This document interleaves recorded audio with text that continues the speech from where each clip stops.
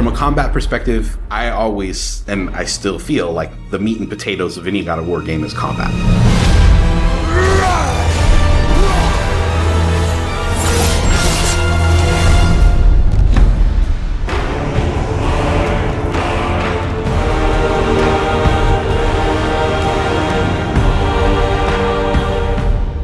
My name is Roberto Clemente, and all my friends call me Bert. I'm a senior combat animator here at Sony Santa Monica. My name is Kim Nguyen, and I'm a gameplay animator. Hi, I'm Sabra, and I'm a senior VFX artist on God of War Ragnarok. My name is Grace Pan, and I'm a gameplay animator in God of War Ragnarok. Hi, I'm Stephen O'Hara, GBA, combat designer on God of War. And I create interesting and memorable creatures that players like to attack and defend against. As an animator, you gave life to characters. You make them move, you gave them personalities, you gave them weight.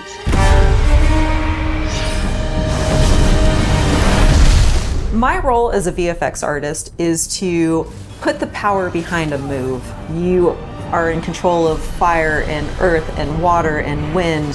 Whether you are throwing your axe or on the receiving end of an enemy spell, VFX is what really gives the movement and the danger to every move that a character or enemy makes.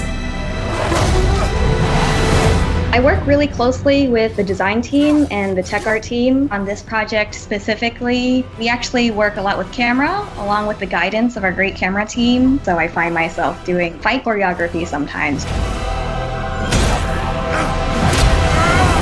One of the most challenging parts about being a combat designer isn't the technical implementation of creating a creature, but it's really navigating that line between frustrating and engaging. We want to make something that makes players lean forward and focus and really try hard against that enemy and feel good about overcoming that, but we don't want to make them feel defeated if they can't figure something out. And then it feels rewarding when you win, not because it was impossible, but because it was fun and engaging. After the last game, we've heard the community cry out for more mini-bosses, bigger creatures, and enemy variety, and this time we really leaned into that. So in God of War Ragnarok, you're going to be traveling to all 9 realms, and each realm is going to have like its own theme of enemies that are very unique to that space. For example, in Alfheim, we're familiar with the Dark Elves, but this time around we're going to be fighting Light Elves, such as the Light Elf Warrior. One of the key learnings from the last God of War game is we don't have to think about the camera and how close combat is going to feel. We already have that knowledge, so we can build upon the close camera that we have, and we can iterate on enemies, creating more interesting scenarios. In the last game, Atreus was just starting to fight alongside Kratos, and he was learning from the master tactician. So in this game, he's trying to prove himself a little bit more, and we built upon those mechanics with him. The previous God of War, Atreus was still a kid, right? So he has a lot of dependency on his father. And for this game, you will see Atreus moving more independently on his own as a companion.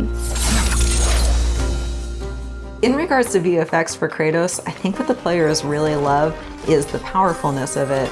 When you are playing as Kratos, you really do feel like the God of War. And moving into Ragnarok, we want to really make something bigger, make it stronger, make it more of a spectacle. You want them to be like, oh my gosh, I didn't know that the Blades of Chaos could get even better, but look at that. So as Kratos gets more powerful, he's going to have access to newer combos and newer abilities that will increase the combat depth of each weapon. For the Blades, one of the moves that I've really enjoyed from previous God of Wars is the combat grapple, and we're going to be bringing that with a new twist. I'm very excited for players to try the blade grapple traversal moves. That brings so much more speed into the movement and the dynamic feel to it. One of the ways we've expanded Kratos combat this time around is we've given more utility and choice to the shield loadout. If you are a parry person, you could really go for a shield that gears towards parrying. If you're a big blocker, then you could choose a shield that will really match your playstyle. One new mechanic or element that I'm really excited about is these combo finishers. Building up the stun meter this time around is going to lead to different ways to basically decapitate the enemy. You're going to be able to choose, which weapon you want to have when you kill a guy.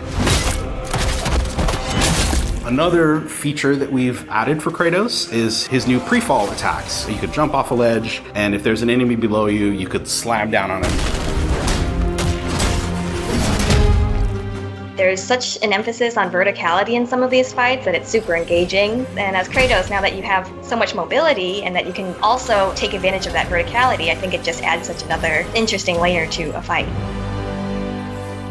In God of War Ragnarok, we've enhanced the Kratos and Atreus duo. He's going to initiate a little bit more, be aggressive. He's going to fight alongside you, and sometimes even surprise you with his combo abilities too. Some of the new expanded companion actions that you'll see Atreus do leverage the fact that he's older now, he's bigger now.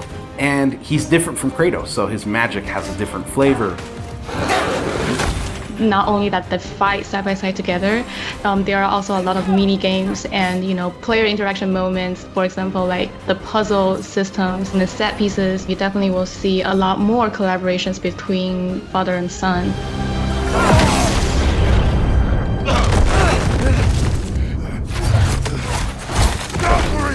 Odin must have sent them! There's so much that goes into building a big set piece. You basically iterate and iterate and iterate, and it takes testing and just seeing what works to really figure out the personality of something. Basically, every department gives it their all to make things really spectacular. There were a lot of different times that I would look back at God of War games just through the ages before 2018. There were so many amazing, huge boss fights and set pieces that it was a huge inspiration for me on my time on this project. For the old father! Our design philosophy for creating new and memorable enemies is basically making them a combat puzzle, similar to like chess, and focusing on the chess pieces. Each piece has its own theme and its own use. You need to be able to see what's happening in an instant and be able to react as the player. There's a couple of different ways that we go into making an attack very readable for the player. Sometimes we add a signature audio cue, or we'll add the different rings, such as what we did in the last game, that lets you know that this attack is unblockable, you need to dodge it. There's so many different ways that VFX really helps not just show what an enemy is about to do, but show who the enemy really is.